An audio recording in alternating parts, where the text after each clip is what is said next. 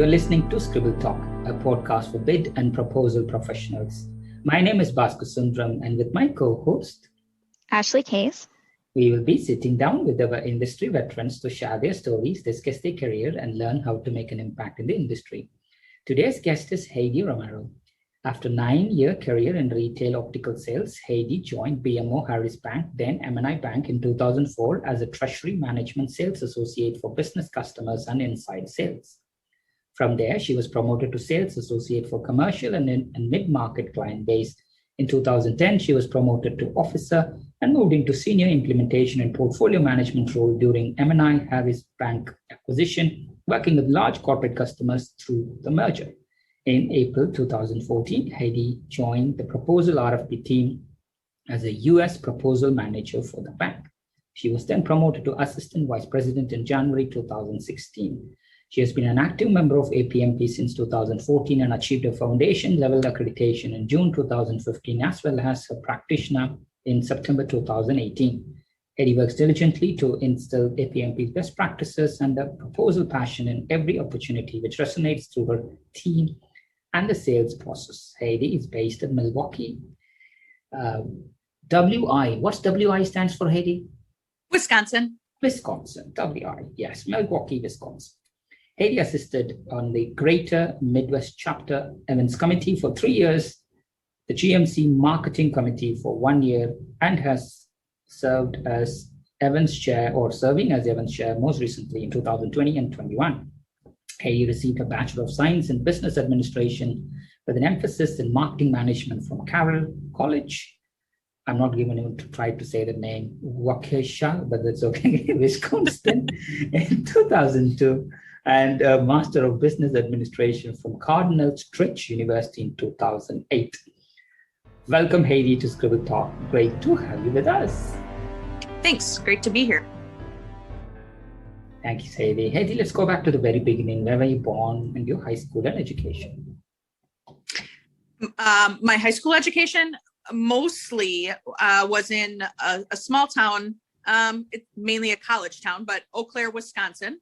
I lived with my dad at the time. And so I did my sophomore, junior, and senior years of high school in Eau Claire. Any early memories, childhood memories comes to your mind? Early childhood memories. I don't know. I guess I spent a lot of time with my grandparents on my father's side. Growing up. And I remember I had a very, very, very close relationship with my grandfather. We did everything together. And I remember he always used to take me out to the golf courses, and we used to go putting on the putting greens. And that was always fun. We did that almost every weekend while I was growing up. Perfect, Heidi. So when there is a police car or any alarm, it's a very normal thing. No panic. That's where I live. Okay. So from your college, the Bachelor of Arts degrees, Bachelor of Science degrees in 2002, what was your very first role, Heidi? I am sorry, can you repeat that? What was your very first job that you took either during university or before or after university? When I was in college, I worked at a little restaurant called A&W Restaurant, and they're kind of known here for in the past, they were known as a root beer stand, and the servers would be on roller skates and would serve root beer floats to people in their cars. I unfortunately did not work at that particular type of an A&W restaurant, but we were known for our A&W root beer floats in frozen glass mugs. So that's where I worked in when I was in college. Wow. And from then on, what brought you into retail optical sales? Just a better opportunity, something to kind of expand my horizons, I guess. And it was interesting to me. I mean, I didn't have any experience other than the fact that I wore contacts and glasses. Other than that, I didn't really know anything about it. So it was a new learning experience for me. And one that kind of stuck for a while, I guess, because I did that for 9 years. Wow. Is there anything comes to your mind during that 8-year career in optical sales? Any memorable moments? Well, I'll never forget my first real sale. So it was a commission job, and we got a base pay, but obviously to make more money and add more money onto our paychecks. And while I'm struggling in college financially, I'll never forget my first sale, and kind of how everything took off after that. I was in training for a long time, learning different products and things like that. So it just that first sale kind of proved to me that I knew what I was doing and kind of hit the ground running then. Wow, that's brilliant. So 9 years of optical sales career, sudden transition into proposal management. How was that? And when you picked up your very first tender, what was in your mind? Yeah, that was a big change. It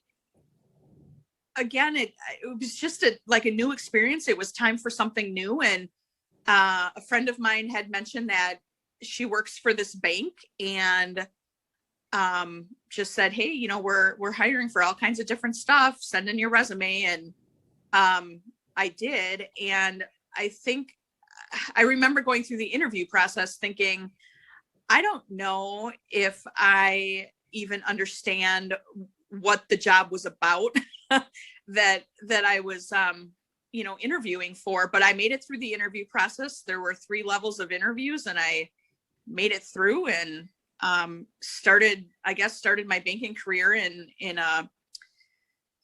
a section of the bank called Treasury Management at the time, where we worked with business and commercial customers and sold them banking products. And I basically was an assistant to salespeople at the time. So that kind of was, I guess, my foot in the door and what started me in the banking industry. Perfect. And you've been with the bank for a while now, with the BMO Harris, as is 2004, right? That's close to 16, 17 years. Heidi, and over these years, you would have done memorable bids. Is there anything that comes to your mind? Any interesting bids, interesting tenders? Oh, gosh, there's so many. I've always had, working in the portion of the bank, the section of the bank that I have within Treasury Management, it's always been very, there's always new things, new products, new things to learn. And I'm very much about learning new things and knowledge, gaining new knowledge and different perspectives on things. And I guess I've always had really, really good management teams that tend to lead by example. And I've always been very appreciative of that. They've always been great people to work with and good people to learn from. Well said, well said. So reflecting on your team, the sales resource group, is it, Heidi? Talk us through your team and how is your team structured and how collectively you work together to pull out a successful proposal? Sure. So we have, in the US, we have 2 proposal managers that includes me that work on treasury management RFPs. And then we have another gentleman who typically works on our corporate card RFPs. We've since kind of cross-trained. So, the 2 proposal managers that include me have been trained to work on corporate proposals. Card guy has also learned to work on treasury management proposals.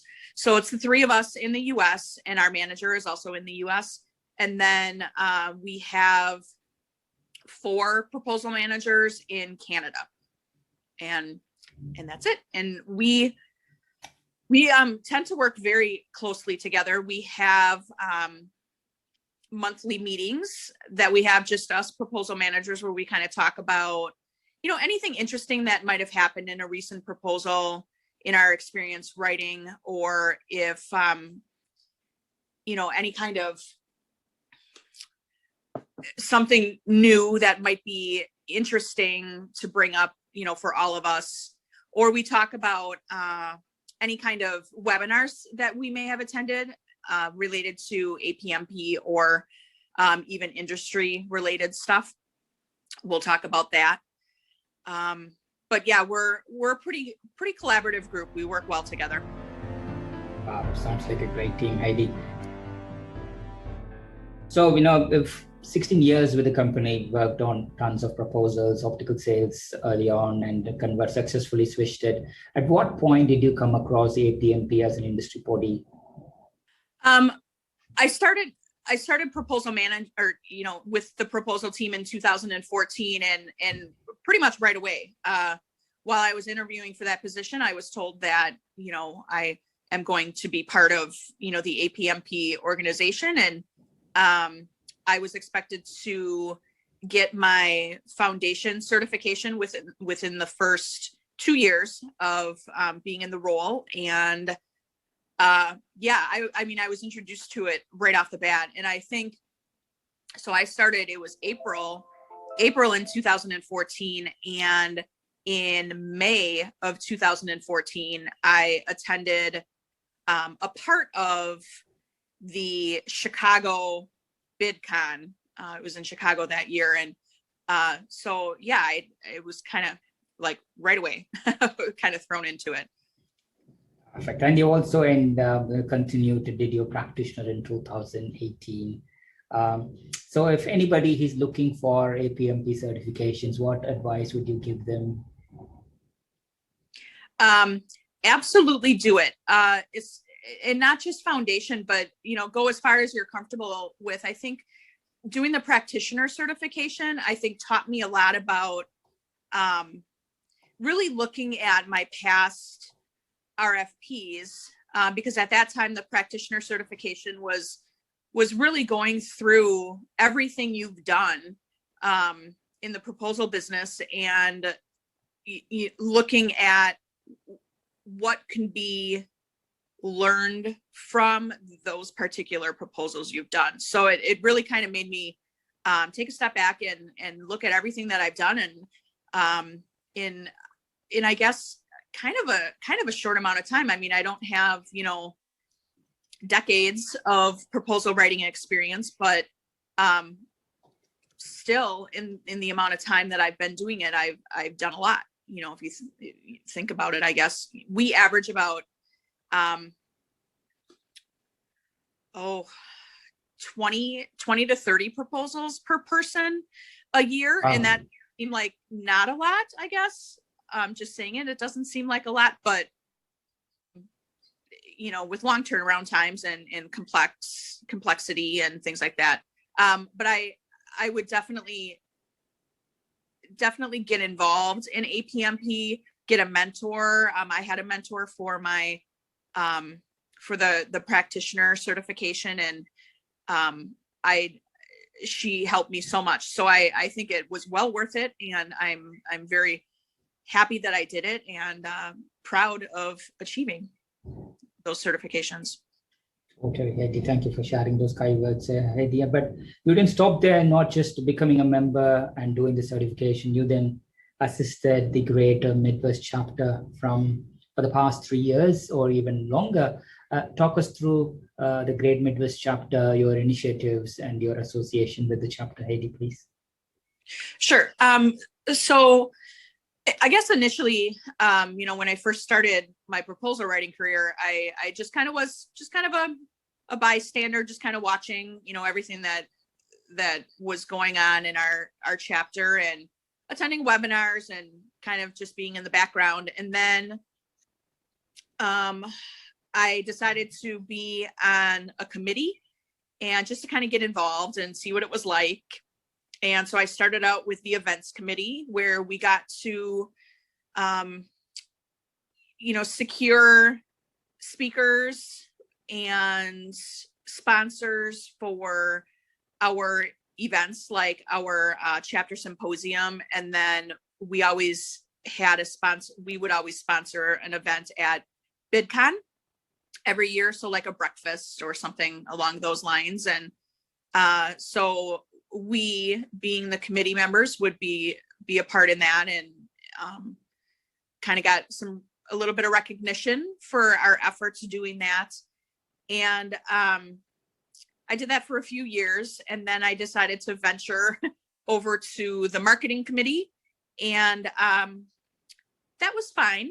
It was still, contributing to the chapter, but I guess my heart was just always with events. So I went back to the events committee, and then in 2020, I was elected to be the events chair.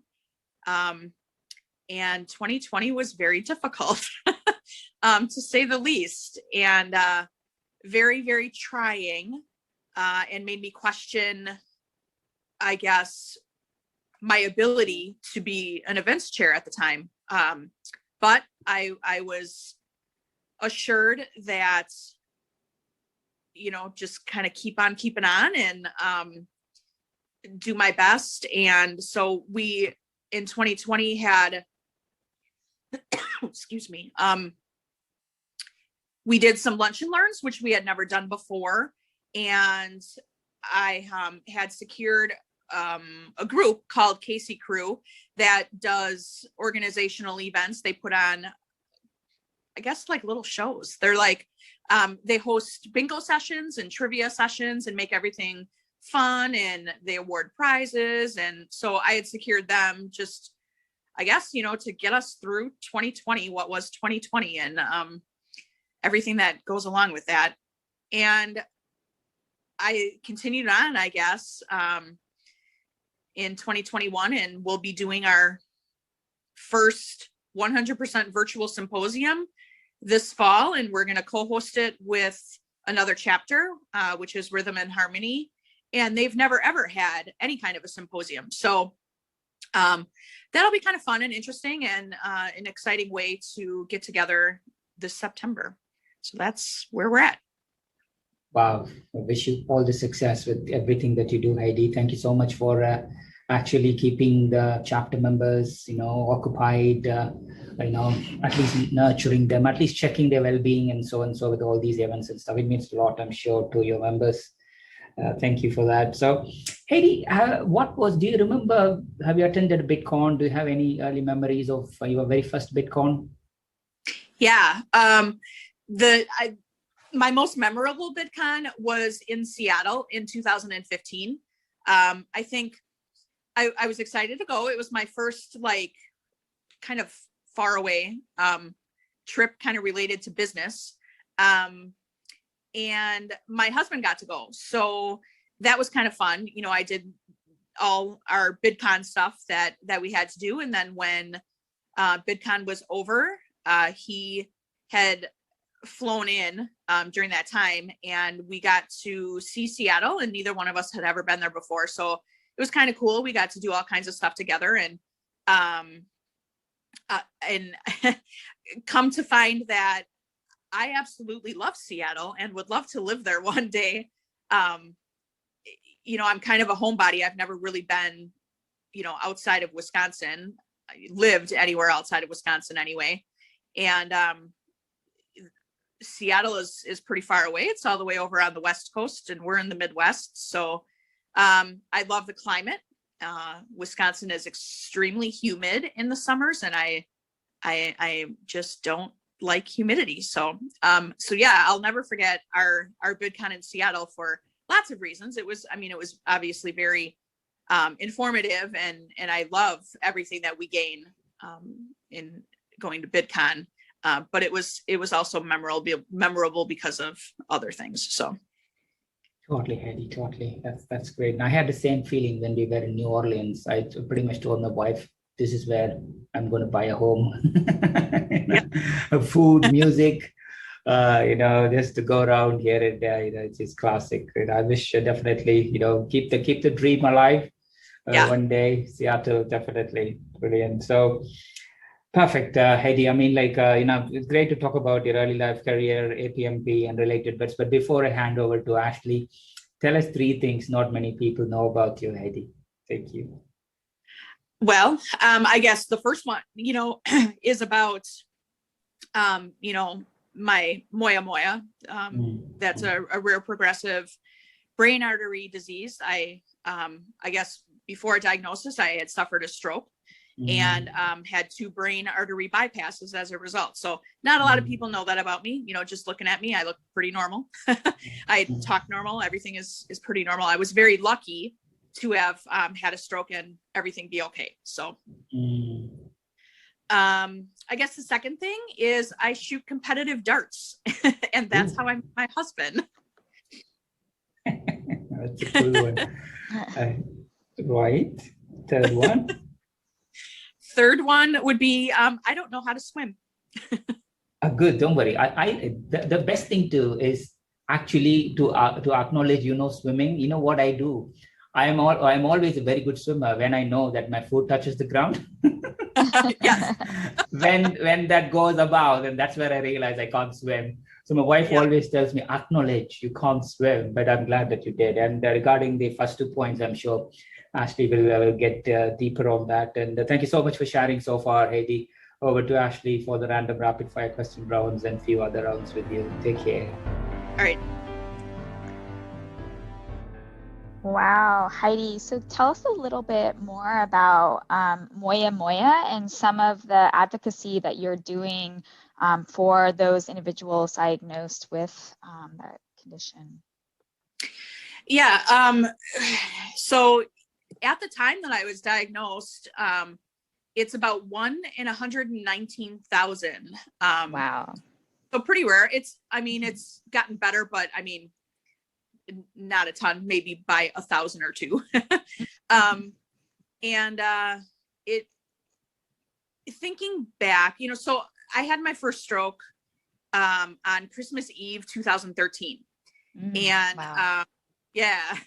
Made for an interesting Christmas. But I think even before that, I probably had underlying symptoms that, you just, because it's rare, you don't really think about it at the time, but some symptoms of it are, like numbness and tingling on certain sides of your body. For example, with me, the stroke that I had was on the left side of my brain. So all of the symptoms would show up on the right side of your body. So like numbness and tingling in your hands, maybe in your feet, your limbs, side of your face, that kind of stuff. And I'm sure that I had some of those things leading up into this. Migraine headaches are another thing. And I've always, even as a child, suffered from migraine headaches, and that for sure can be a side effect of moya moya, and or not, Yeah. Just because a person has migraines doesn't mean they have moya moya, but it's definitely something that it contributes to. So and then shortly after my diagnosis, which was early in 2014, I had my first brain artery bypass, so they, go in and move an artery from one place to another. Not to get, overly graphic, but and I had that on the left side of my brain in that first bypass. And then in 2015, I had my second bypass. And that was on the right side of my brain. And again, it's a progressive disease, so I will have it forever. But it's the bypasses are not to, cure us. They're to help to mitigate, future strokes and things like that. So, yeah. And tell us a little bit about your contributions to Faces of Moya Moya disease. Sure. So that was kind of a fun thing. As a Moya Moya community, there's a few different pages on Facebook, and I'm pretty much a member of all of them. But our biggest thing is, just because it's so rare, is just to get awareness out there. And that the Faces of Moya Moya book that was done was, again, another avenue to try and get awareness out there. And it wasn't meant to be, obviously still talk to your doctors and things like that, but it was just kind of meant to really show that we are a community and we all are warriors in our own way. And to just get awareness out there. We have a couple of really prominent people in our community, in our Moya community, that really do a lot of advocacy for the group. And there's one girl in particular, her name is Tara, and she's out in California, and she actually passed a day. So May 6th is considered Moya Moya Day. Oh, and wow.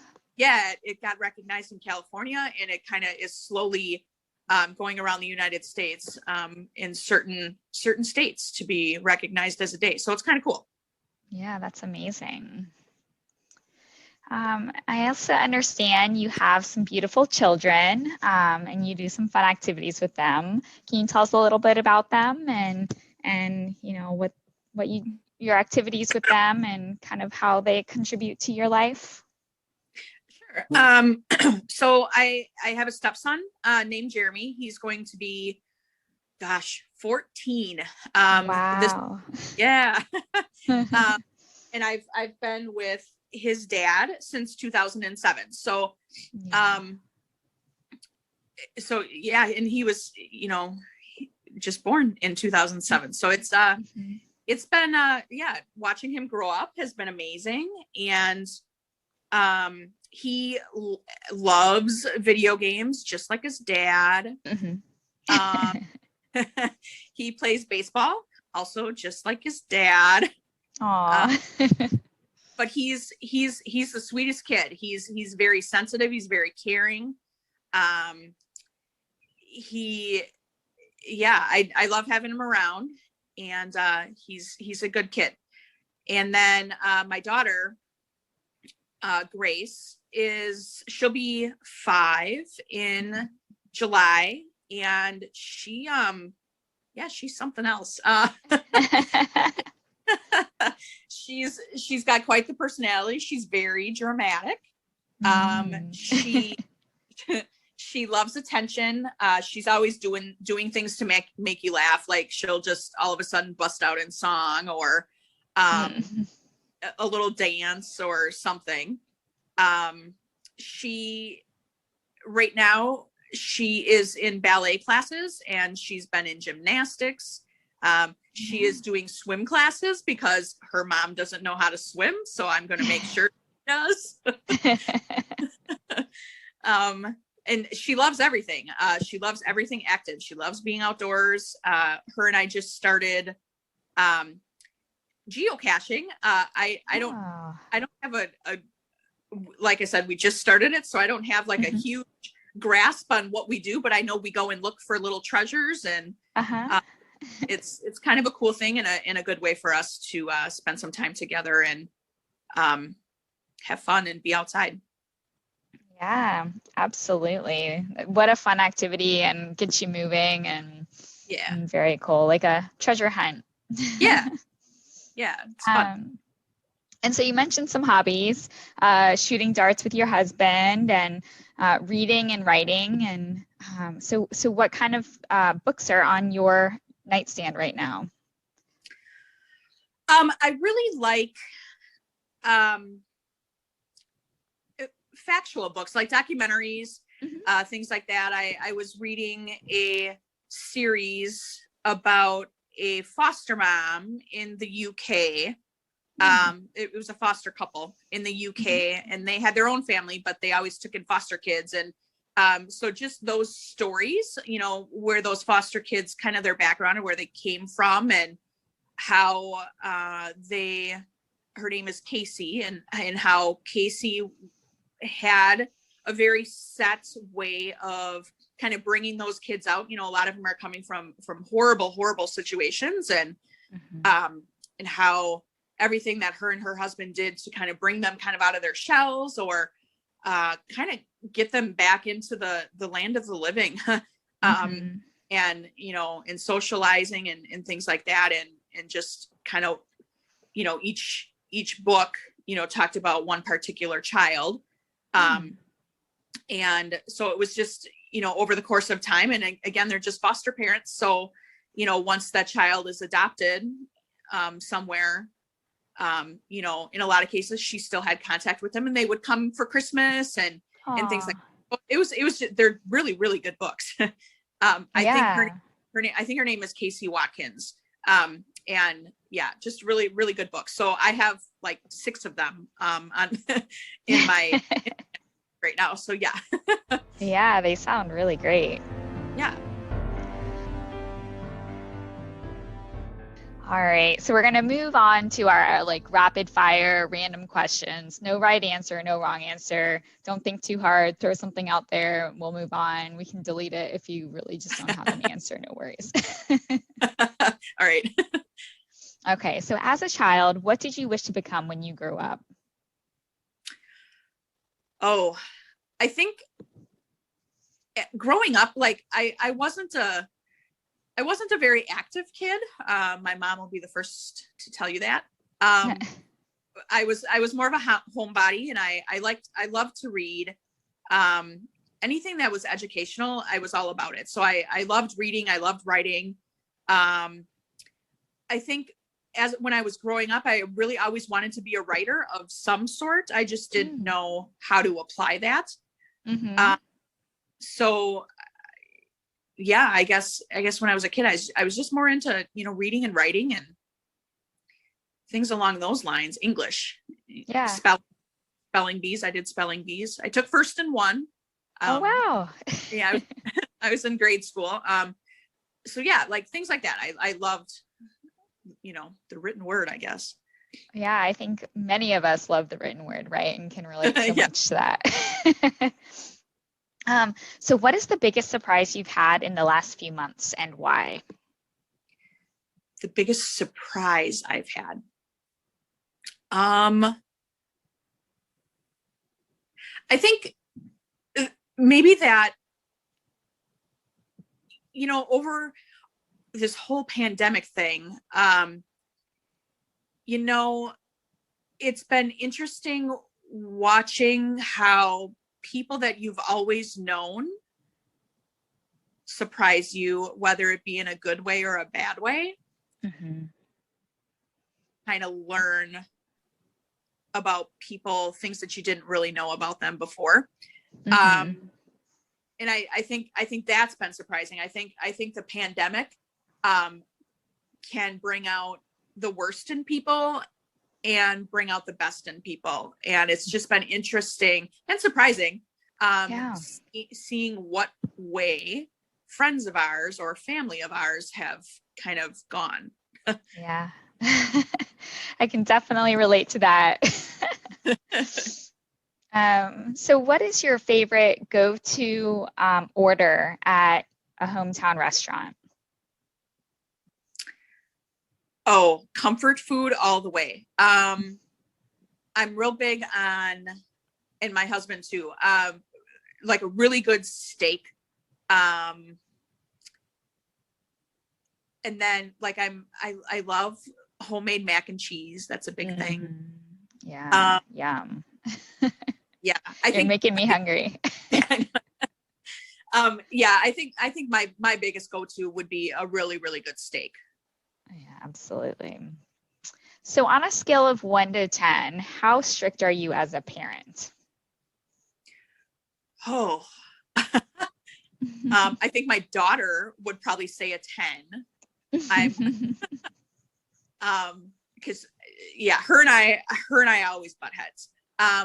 But with my stepson, with Jeremy, I think he probably thinks I'm much more lenient than his dad is. Okay. Yeah, I don't know. I think personally, I honestly believe I'm probably around a 6 or a 7. I like my daughter to have fun. I like her to be able to be herself. But then there comes a point where, Absolutely. not a free for all. Now we have to rein it in a little bit. And, I like her to be, presentable in public. I've never wanted to have the kid that, and I always said this before I had kids, I will never be that parent that has their kid throwing a temper tantrum in the middle of a store. Thank God my daughter has never done that, but now I can see how difficult it would be for that to happen and to discipline her in public. Like it's, there's lots of people out there judging you, and but yeah, I think I'm pretty lenient with her. I just, I want her to have her freedom and be her own self and her own individual and, a strong, independent girl. But there comes a point. So I would probably give myself a 6 or a 7. Well, it sounds like you're an amazing mother. So name 3 celebrities you most admire. 3 celebrities I most admire. I would say, gosh, that's a hard one. Robin Williams. He reminds me a lot of my grandfather. Oh. And, like the off the cuff comedy, like he just is naturally a funny guy. And my grandfather was pretty much like that. Oh. So yeah, I would say Robin Williams. I don't know if I have 3. We can leave it at 1. That's fine. Okay. If you could time travel, where would you go? I think the 50s. I really like the style, like the way people dressed in the 50s. I like how, when I think of the 50s, I think of sock hops and,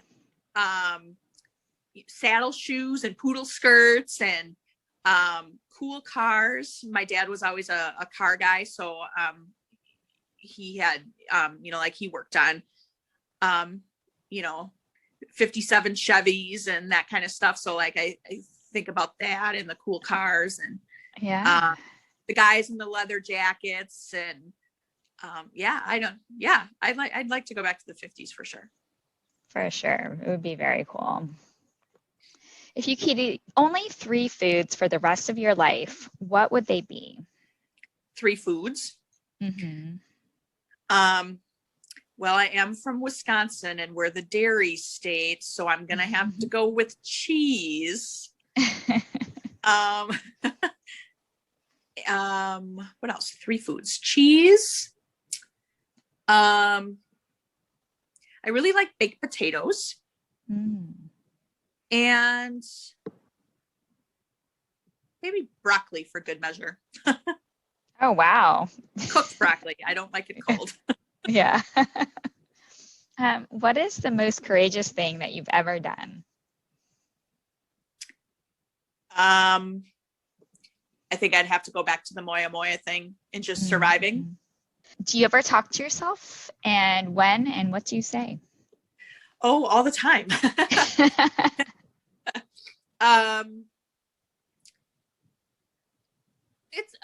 I would say it's a lot of self-motivation. You can do this. It's not that big of a deal, that kind of stuff. I think it's more motivational than anything. Oh, yeah, absolutely. I do the same thing. Or like when I'm talking through like an issue with a proposal or something. Yeah. Like especially working from home these days. I do a lot of talking to my computer screen. And during proposal writing for sure. Absolutely. So you've had this amazing career and you're so involved with APMP. I'm sure you've come across like some amazing people that have helped you to get to where you are. So we're curious, who are those people who have been the most influential in your life and in your career? I think, oh, geez. The most influential in my career, I would say probably, and you guys have done a Scribble talk with her, and that would be Betty Storino, and she works with me at the bank. But she had a lot of history with APMP and being in our GMC chapter, and she's been the one that has pretty much taught me everything that I know. So definitely her in my career, and then my managers along the way. I've always had working in a bank. There's,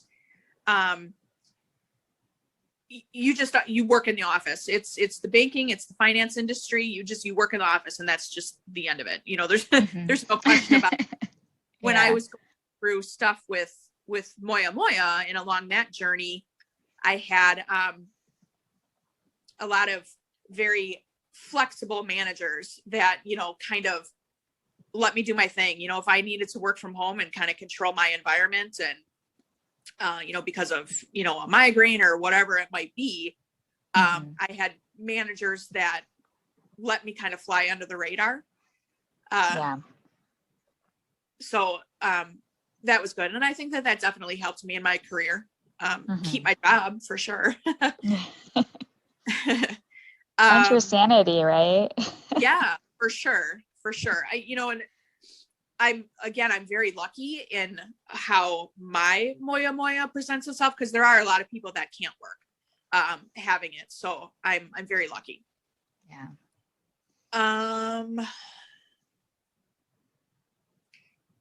In my life, I guess, outside of my career, probably my mom and my husband, who've always been very supportive. Yeah. Oh, some amazing people for sure. Yeah. So what have you observed lately that reminded you that people are good?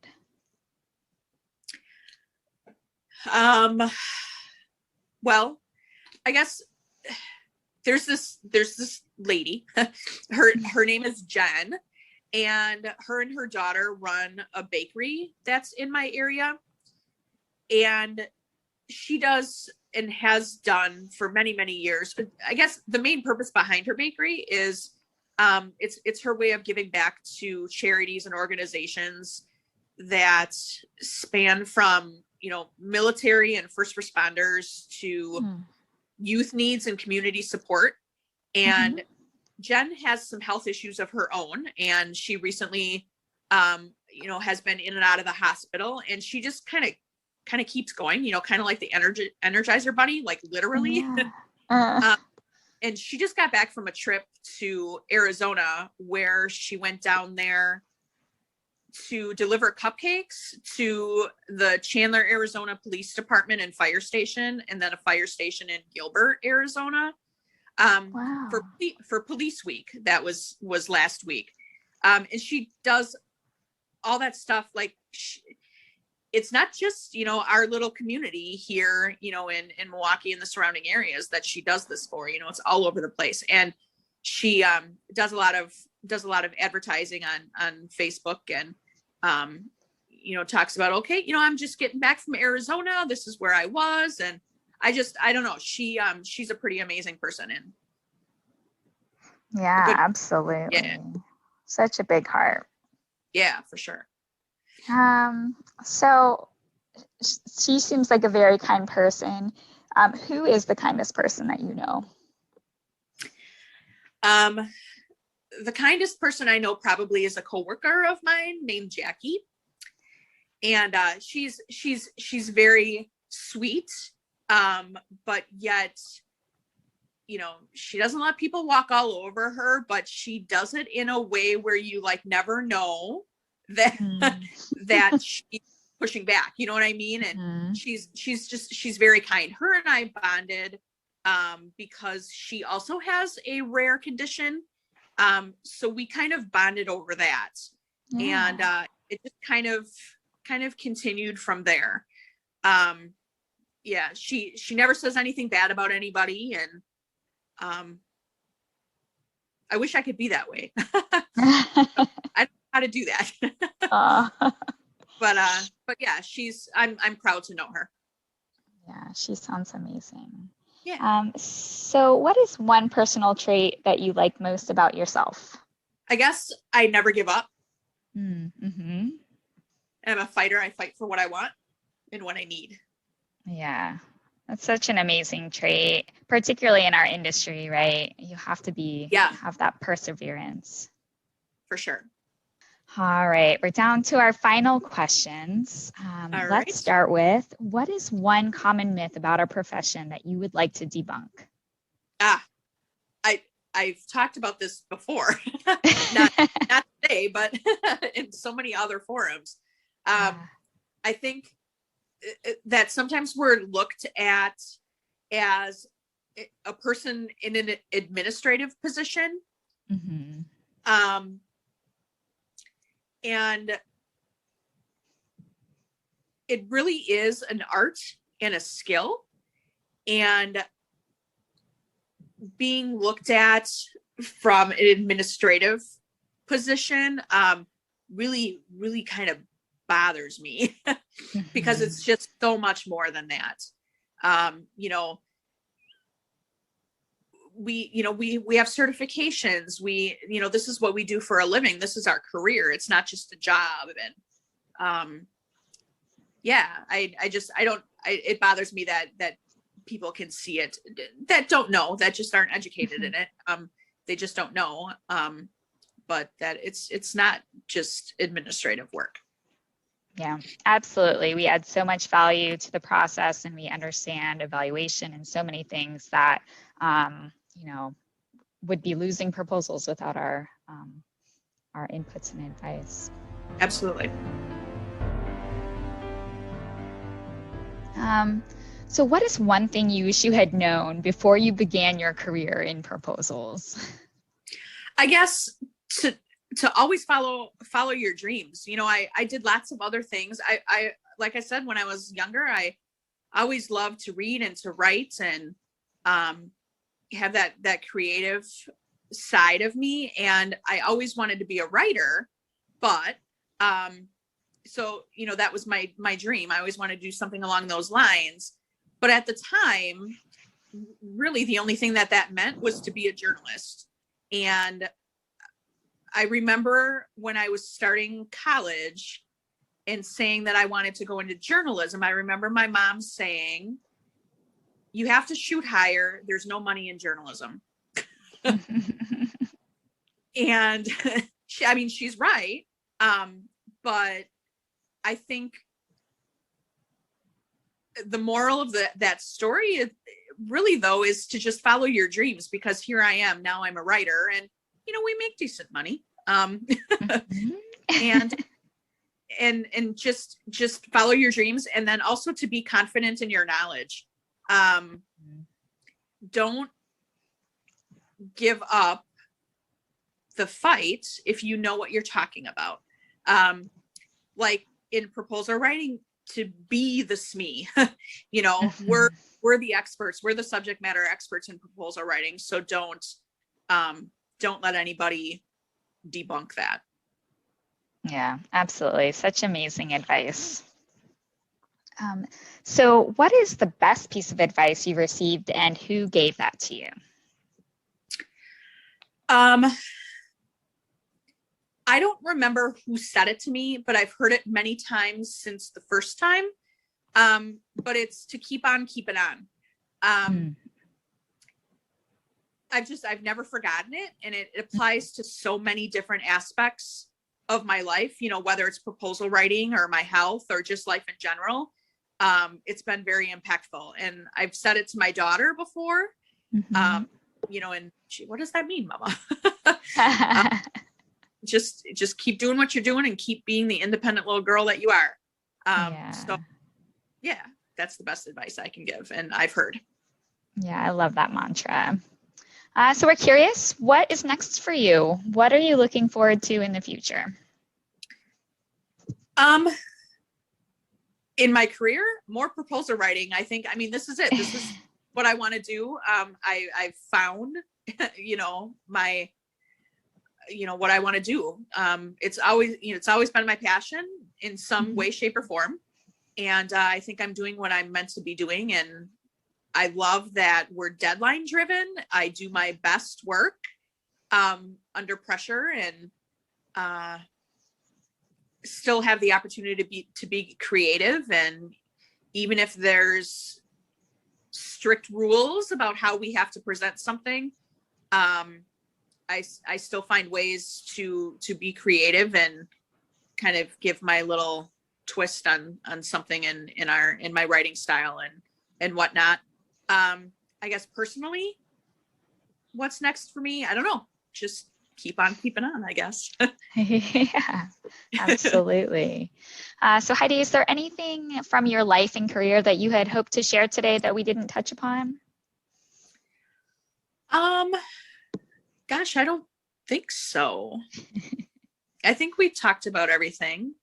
Yeah, well, we really do thank you so much for your time today. It has been a privilege to have you with us here at Scribble Talk today. We wish you all the good health and happiness. Please continue to inspire bid and proposal industry colleagues and everyone else around you. Stay safe, stay healthy, stay sane. Thank you. Thanks. Thank you, Heidi.